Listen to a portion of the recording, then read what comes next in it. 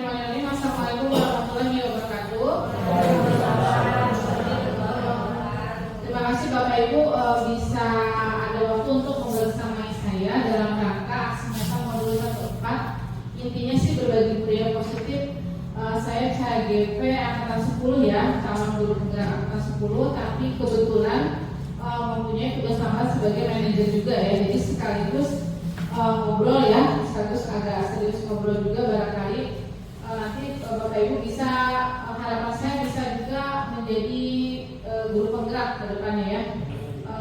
Kalau gurunya pada menjadi guru penggerak, jadi sekolah itu menjadi sekolah penggerak dan mempunyai konsep yang sama ya. Tujuannya untuk kemajuan SMK Negeri Batu Jaya. Baik, ini hampir sama dengan yang Pak Dia sampaikan, bahkan mungkin lebih lengkap yang punya Pak Dia dan teman-teman ya. Kalau saya sebenarnya berpacu dengan waktu, jadi mudah-mudahan cukup lah, dan kalau saya sebenarnya insya Allah tidak terlalu lengkap, jadi mudah-mudahan yang sedikit ini ada yang bisa diambil ya. Baik, maka Bapak ice breaking dulu ya, ini supaya ada menyenangkan sedikit. Ini nyanyi ya, ice breakingnya nyanyi. Jadi nanti tugasnya Bapak Ibu harus menyebutkan dari pohon sampai buah disatu-satukan. Saya mulai dulu, kasih contoh ya. Ada titik-titik indah, sangat indah, tumbuh di atas titik-titik. Nah, kata-katanya tiga-tiga itu yang di tengah.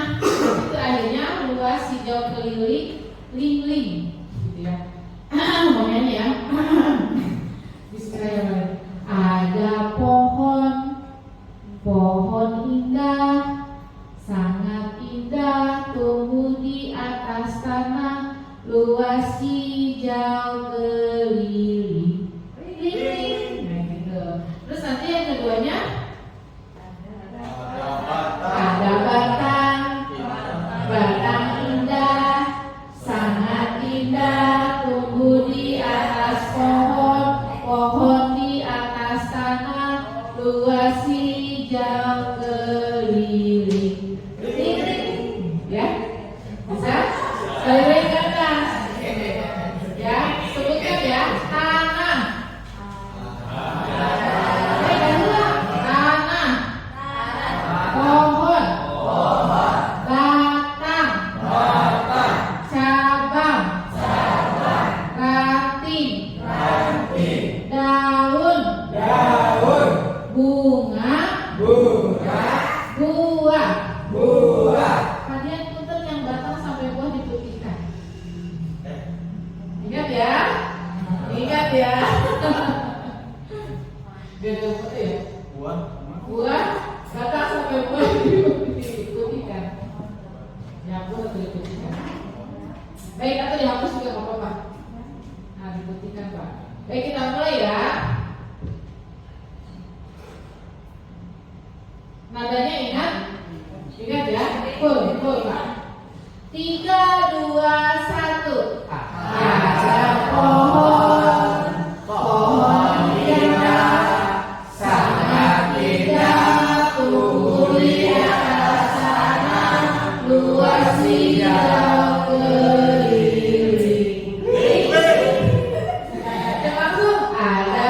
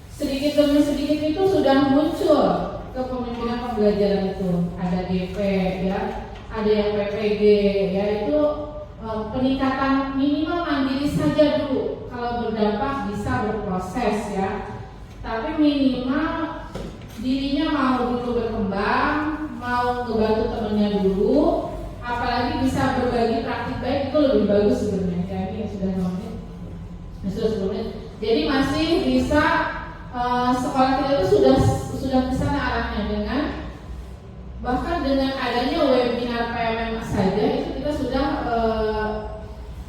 belum ada di Kerawang yang melaksanakan kegiatan tersebut ya. Jadi kita sudah menggerakkan guru-guru, sudah punya komunitas belajar yang aktif dan insya Allah nanti di minggu depan kita laksanakan. Next, nah ini adalah kanvas baja, kecilan ya saya nggak kebaca ya. Tapi ini yang paling besar menurutnya itu adalah inquiry apresiatif yang adalah menggali potensi setiap anak sesuai dengan kodratnya. Inquiry apresiatif dari katanya saja. Mungkin yang saya sampaikannya kalau beda dengan yang di GP ya, tapi intinya sama, inquiry apresiatif. Saya sering menyampaikan kepada Bapak Ibu yang pertama respect each other ya. Jadi sebelum ke siswa itu guru-gurunya kitanya harus saling menghargai satu sama lain ya. Saya sudah bilang saya tidak memerlukan di tim kita itu tidak memerlukan guru yang paling pintar tapi tidak memberikan dampak ya ke sekolah. Tapi mari kita bersama-sama belajar. Kemudian saling menghargai, saling coaching, saling membantu untuk menghasilkan inquiry ya, potensi yang bisa digali dari anak, nanti bisa dari sini. Kemudian ini ada langkah-langkahnya itu kanvas bagian namanya. Saya kalau agak-agak beda kali sama yang lain mohon maaf. Tapi intinya sama, ini adalah tools yang kita ambil untuk inquiry apresiatif ya. Jadi ada 5 buat pertanyaan. Apa tuh? Yang kuning. Ambil pelajaran, kemudian gali mimpi, jabatan rencana, dan yang terakhir adalah apa itu? Atur eksekusi. Jadi kalau di kimia saintifik pembelajaran ya, tapi kalau di Pak Agus Kaizen, jadi adalah harapan. Lohor ya. Next sebentar. Nah nanti kita lanjut ke budaya positif. Ada dulu ya Bapak Ibu.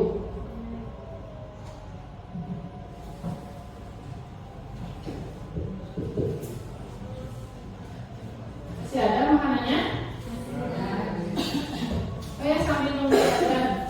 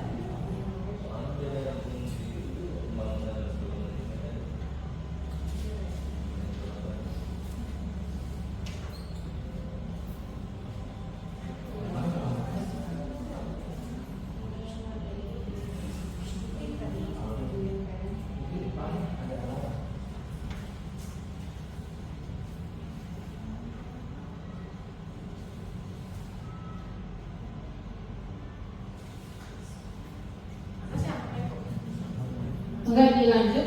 Yang selanjutnya adalah budaya positif. Nah, dari tahapan-tahapan bagian yang tadi memunculkan kebiasaan positif atau budaya positif. Nah, ini untuk mewujudkannya diperlukan peran guru di dalam kelas, yaitu menyusun keyakinan kelas serta guru menerapkan tiga diskusi dalam permasalahan siswa dengan memposisikan diri sebagai manajer. Kalau ini saya udah langsung ke resumenya ya Bapak Ibu ya, kalau kalian tadi ada dalam makanya. Nah, di budaya positif di kita itu yang sering dibahas itu kesepakatan kelas ya, kesepakatan kelas, kemudian belum dibudayakan menjadi keyakinan kelas ya. Kemudian beberapa guru sudah saya lihat, saya juga sudah mencoba menerapkan segitiga institusi untuk menerapkan ketika ada permasalahan baik itu di guru ataupun di siswa ya. Kebetulan posisinya juga sebagai manajer. Next.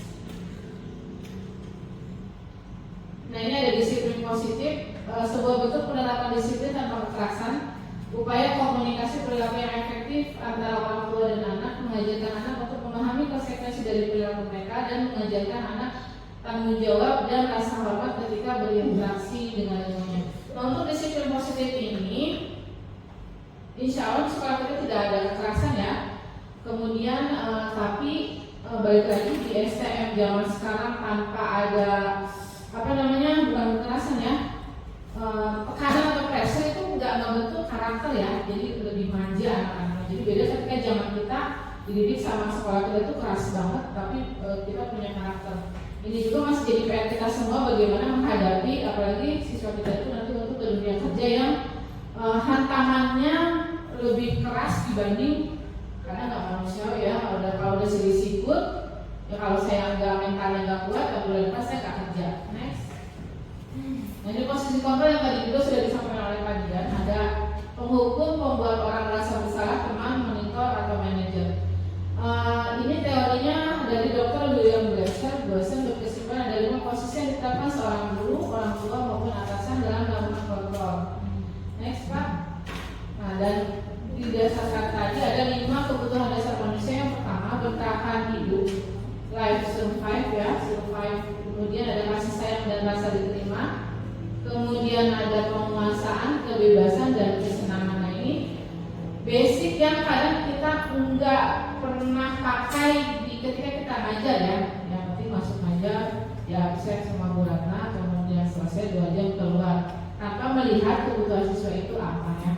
Enggak sampai detail. Sama saya juga masih belum melihat ke sana kalau sebagai guru, tapi sebagai kepala sekolah ini jadi dasar saya untuk manajerial ya. Next.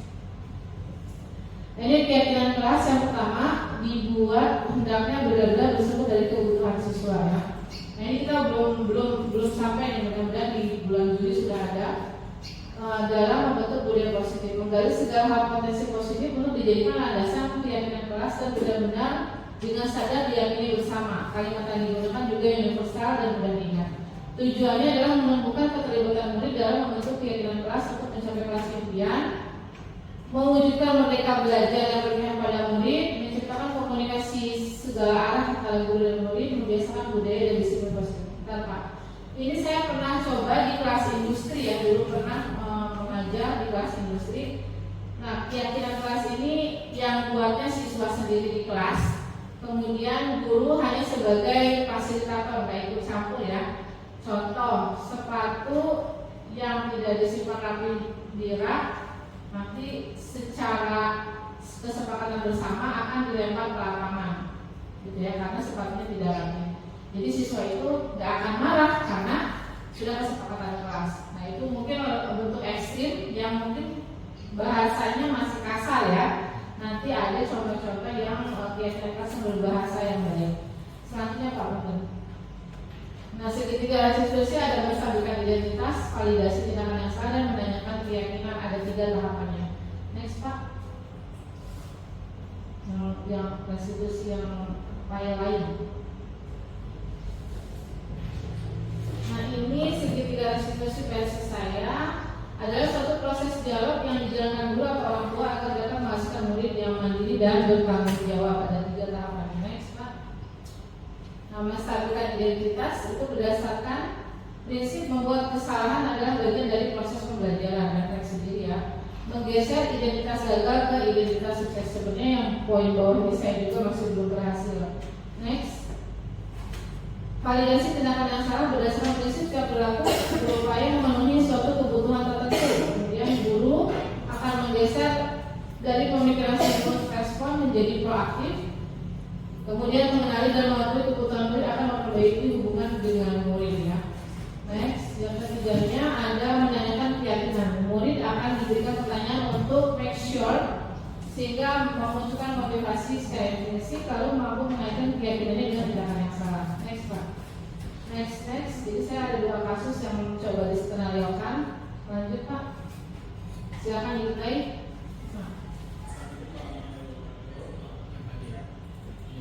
Enggak, yang testimoni aja. Jadi akan ini suka kesal karena sering dicontek tugas-tugasnya, jadi kemudian cuma 5 kali ya. Terus ngambek ya, kemudian KM-nya kemudian berantem di kelas, tapi tidak sampai fisik karena tangannya menahan diri. Akhirnya menyadari melanggar keyakinan kelasnya, menyadari kekurangannya apa, menyadari yang dilanggarnya apa, lalu bagaimana jika terjadi lagi, dan endingnya seperti apa dengan temannya. Nah, itu ya tahap-tahapannya diskusikan. Sudah Pak, dia ke file yang tadi. Nah ini sebelum tadi Bapak Ibu. Nah hal menarik dari yang tadi, konten yang tadi itu satu sama lain itu saling berkesinambungan. Tapi sebenarnya kita sudah tahu KHD budaya positif ya, peran guru sama restitusi itu sudah tahu, sudah mengenal, tapi semuanya saling terkait. Tapi kita suka lupa ketika sedang menghadapi masalah itu dan akhirnya satu poin terlewat, jadi tidak maksimal. Setiap guru harus bisa memposisikan dirinya pada suatu masalah ya untuk refleksi diri. Setiap masalah hanya butuh solusi, bukan hukuman, dan setiap tindakan adalah pembelajaran. Next Pak. Nah ini pertanyaannya, perubahan apa yang terjadi? Ini saya nanya ke sendiri dan mudah-mudahan kita bisa menjadi refleksi ya. Perubahan apa yang terjadi dalam menciptakan budaya positif atau di kelas kalau saya lebih mampu menahan emosi saat ada murid yang melanggar disiplinnya. Next Pak. Pengalaman seperti apa yang dialami penerapan konsep itu budaya positif di lingkungan. Jadi sering ada miskomunikasi antar guru ya, beritanya suka lain-lain. Jadi harus sering kolaborasi dan konfirmasi untuk posisi penghukum yang lebih efektif daripada posisi manajer. Kemudian bagaimana perasaannya ketika mengalami tersebut, pasti menjelaskan makna dan manfaat dari posisi kontrol seorang guru dan manajer adalah yang terbaik. Next Pak. Pengalaman dalam penerapan konsep tersebut apa sudah baik termotivasi dalam menerapkan budaya positif, bisa memberikan pelayanan dasar sesuai kebutuhan murid. Kemudian harus diperbaikinya kebiasaan dalam menerapkan posisi kontrol, yaitu refleksi diri dan penerapan segitiga restitusi ya untuk semuanya. Next. Nah sebelumnya ketika berinteraksi dengan murid, posisi kontrol yang saya lakukan, dilakukan adalah sebagai teman dan penonton. Karena saya berpikir kita tuh sama siswa yang umurnya sedang cari karakter. Jadi saya nggak bisa ngomong seperti ke anak SD atau SMP. Jadi rasanya kayaknya pendekatannya biar muda gitu ya. Perasaan saya waktu itu adalah merasa benar dan apa yang saya lakukan benar karena saya pernah muda dan pernah melewati itu dan baik-baik saja. Jadi merasa benar ya.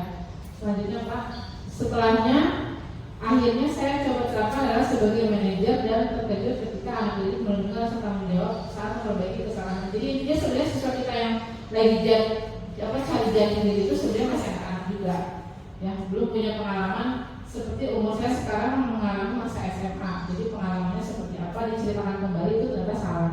Tetap aturan kalau belum usia dewasa 21, 22 mah tetap masih anak dan masih harus kita putar kembali masih sekolah. Perasaan saya setelah menerapkan ini tertantang dalam penerapannya karena belum terbiasa dan perbedaannya lebih terkontrol dari biasanya dalam bertindak. Next Pak. Nah restitusi sebelumnya saya nggak pernah jadi emosi duluan yang dikeluarin, tapi setelah mempelajari segitiga restitusi caranya pakai 3 hal yang tadi itu harus dilakukan dalam proses restitusi. Next Pak. Nah, setelah melaksanakan restitusi ada menjadi teladan, memberikan tuntunan, melakukan kebiasaan dan kolaborasi dengan semua yang ada sekolah ini. Ya saya sampaikan enggak kalau saya pernah melakukan restitusi ya, tapi sebenarnya enggak tahu juga tapi sudah pernah dilakukan. Next. Nah, terima kasih. Itu saja penyampaian sederhana dari saya. Mudah-mudahan ada manfaatnya. Saya tutup. Wassalamualaikum warahmatullahi wabarakatuh.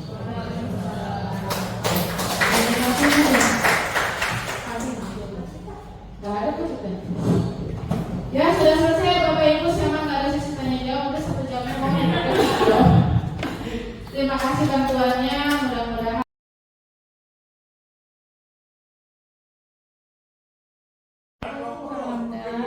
Salam Ibu. Gimana kabarnya hari ini? Alhamdulillah baik Ibu. Baik.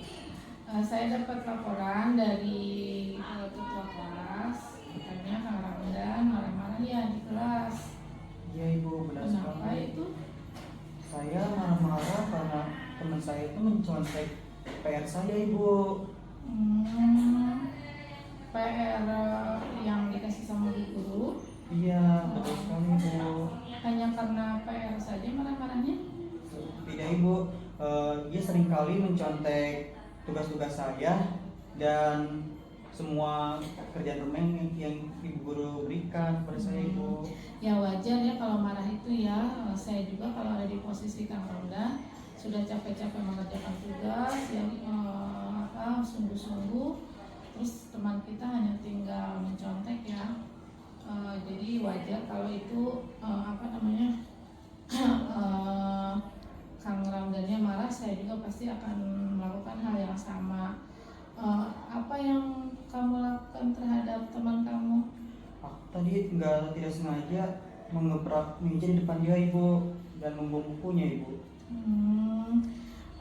Pasti ada alasannya ya kenapa sampai marah terus sampai ngegebrak meja itu ya? Ada Ibu. Kenapa? Alasan saya ya, saya marah Ibu. Saya capek-capek ngerjain tugas, dia seenaknya mencontek pekerjaan rumah saya Ibu. Saya tidak terima dan saya akhirnya ngebrak meja. Teman Hanya saya menggebrak meja saja? hanya menggebrak meja dan buang buku dia Ibu. Oh begitu. Kemudian tapi itu wajar ya, manusiawi ya. Tapi Ibu ucapkan terima kasih. Kang Ramdan tidak sampai marah-marah melebihi itu ya. Jadi tetap ada di kondisi yang hanya meluapkan kekesalan ya dengan menggebrak meja ya. Tidak mengambil tindakan yang lebih buruk daripada itu. Menurut Kang Ramdan, apakah ini melanggar keyakinan di kelas? Menurut saya iya Ibu. Keyakinan yang mana yang Ramdan melanggar? Apa ya? Lupa Ibu. Yang sama teman. Sayang sama teman ya Ibu, dilarang bertengkar sama teman Ibu. Saya melanggar peraturan itu dan saya mohon maaf dan minta maaf ke Ibu. Ya nggak apa, berarti kamu menurut Kang Ramdan keyakinan kelas yang tidak saling menghormati, menghargai mungkin ya. Meskipun sebenarnya teman Kang Ramdan juga nanti akan dipanggil ya untuk sama-sama dicarikan solusinya. Penting nggak untuk saling menghormati orang lain? Sangat penting Ibu. Ya, itu sangat penting. Berarti kamu sudah ada pemahaman tentang keyakinan kelas ya, yang mana itu sangat penting untuk diterapkan terus setiap hari di kelas ya. Karena kan kita bersama-sama sepakat untuk melakukannya. Apakah memperbaikinya di masa yang akan datang? Saya akan memperbaiki sikap saya Ibu. Ya sudah, kalau gitu nanti gimana kalau misalnya ada yang nyontek lagi? Saya berusaha tenang dan menanya alasan dia kenapa dia mencontek pekerjaan rumah saya. Kemudian apakah kalau memang alasan dia masuk akal, saya akan kasih. Betul. Baik, terima kasih Kang Ramdan ya, makasih waktunya tidak sudah mau ngobrol sama Ibu. Silakan kembali ke kelas ya. Assalamualaikum warahmatullahi wabarakatuh.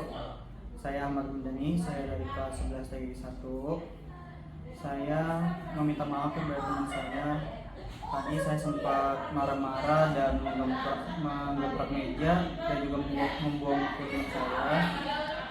Saya tahu sikap emosi saya ini salah satu melanggar kesepakatan kelas, yaitu dilarang bertengkar sama teman.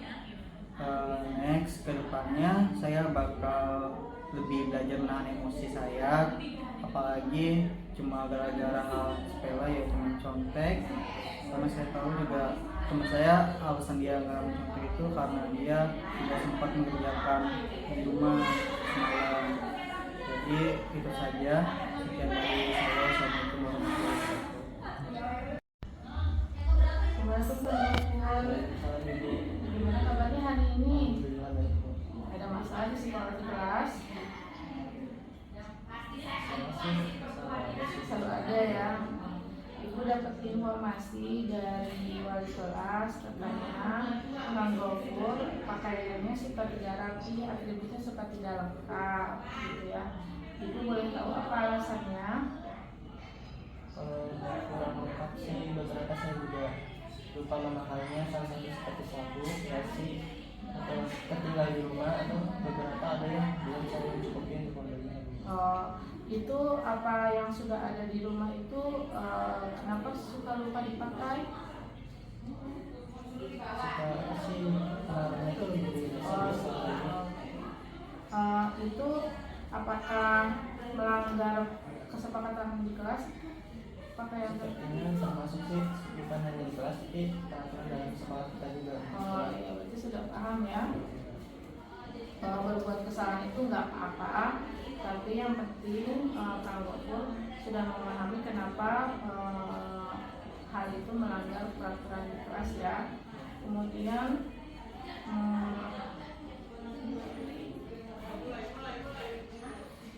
keyakinan kelas apa yang dilanggarnya itu? Tata rapi dari pakaiannya sih. Pakaiannya, karakter-karakternya dari pakaiannya ya. Kemudian perlu nggak sih pakaian rapi di sekolah itu? Perlu ya. Jadi harus disiplin sama komitmen. Apa yang akan kamu lakukan untuk memperbaiki itu? Misalnya ke depan saya akan lebih baik lagi untuk mencontohkan ke teman-teman yang lainnya juga pakaian rapi itu seperti apa, beratribut itu seperti apa, jadi biar kesannya lebih rapi seperti yang sekolah pada umumnya. Ibu apresiasi yang bagus sudah melakukan. Kita akan mengkomunikasikan juga kepada orang tua ya terkait hal ini, mudah-mudahan semuanya bisa bekerja sama. Mungkin sudah paham ya Kang Gofur ya. Terima kasih, boleh kembali ke kelas ya. Assalamualaikum warahmatullahi wabarakatuh. Nama saya Gofur Nadar dari kelas 11 TKJ 1.